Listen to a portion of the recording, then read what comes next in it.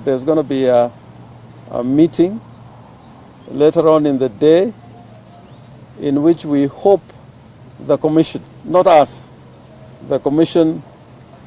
will respond substantially to the issues that we had raised on the 12th of September this year. And we hope that response is going to be specific on the issues that we raised. And if need be, we can supply with documents showing what those demands were, because if I had to go through them one by one, it'll take a very long time. If we go the route that the Commission has set out, then it will be an election which is held within 60 days, but an election which will not be held in accordance with the Constitution, the applicable law, and the determination of the Supreme Court. For that reason, we will be here later as a small committee of 2 commissioners and 2 of us supported by a technical committee. But it's our wish and hope that that matter will be concluded today, because time is running out, so that we don't have a further engagement on the same issues. Secondly, we want to point out that our demonstrations will continue on Friday as arranged all over the country,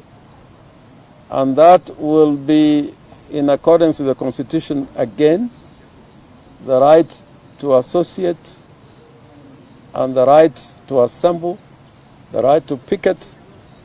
and the right to hold peaceful demonstration in accordance with the law. And we want to emphasize to the diplomatic community that this, whenever we hold demonstration, it is in strict compliance with our right under the Constitution, and is a right that we'll continue to enjoy without any coercion or blackmail for us to behave in a certain fashion or manner. So those demonstrations will take place, and we hope that the diplomatic community will concentrate on the issues that we have raised, and not only us, the European Union observation team, which is still here, raised 18 issues and made 18 recommendations,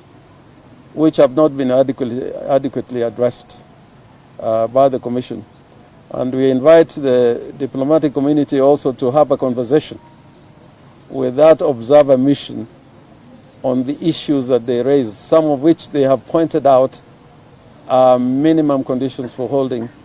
a free and fair election. And those that are going to take part in the demonstrations on Friday, we again appeal to them to be orderly, to be peaceful, and to remind the police that they are there to protect the right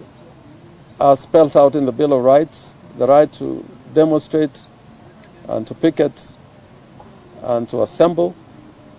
So to the extent that we noted that on Monday they tended to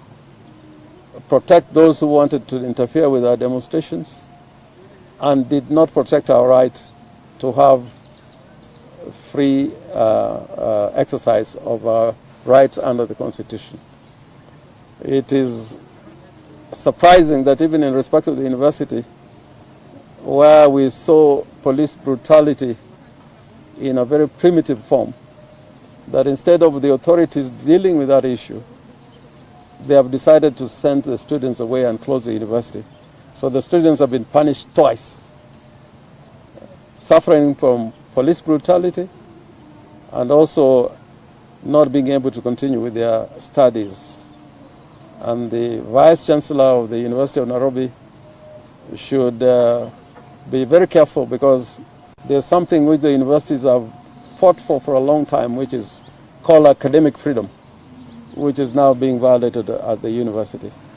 So with those remarks, I'll invite any of our team to say a word. Paul, any questions?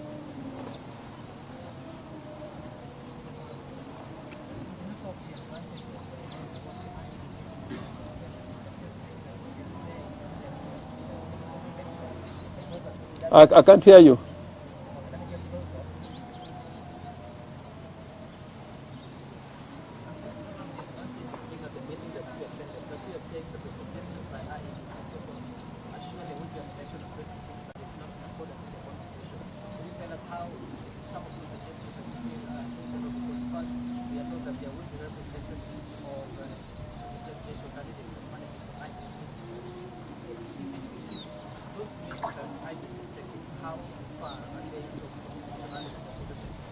The measures they're taking are half-hearted,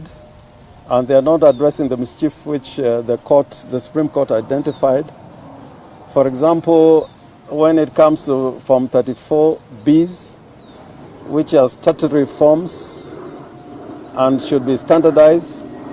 instead of addressing the issues that we raised and were raised in the Supreme Court, the IBC is saying that we'll have a Form 34B which is standardized on the first page,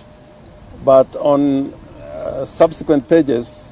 it'll be an Excel sheet and can be generated at the level of the constituencies. And also something which is very crucial, which is in the law,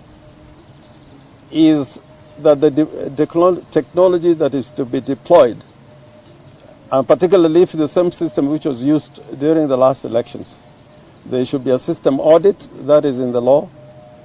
and also several measures to ensure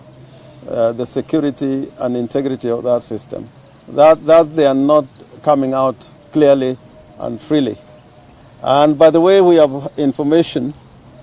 that what happened in the last election, the IBC had a contract with Safaricom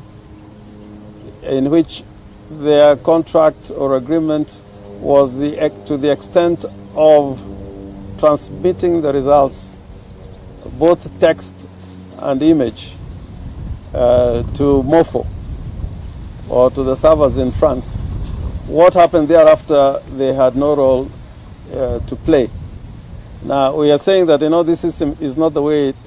it is designed to work, is that when there's a transmission, it should be real time, both in respect of the constituency, which is the basis and the forum for holding presidential elections, and also transmission to an online public portal at the National Tallying Center. So if I had to go through one by one areas where we quite obviously are convinced, and it's true,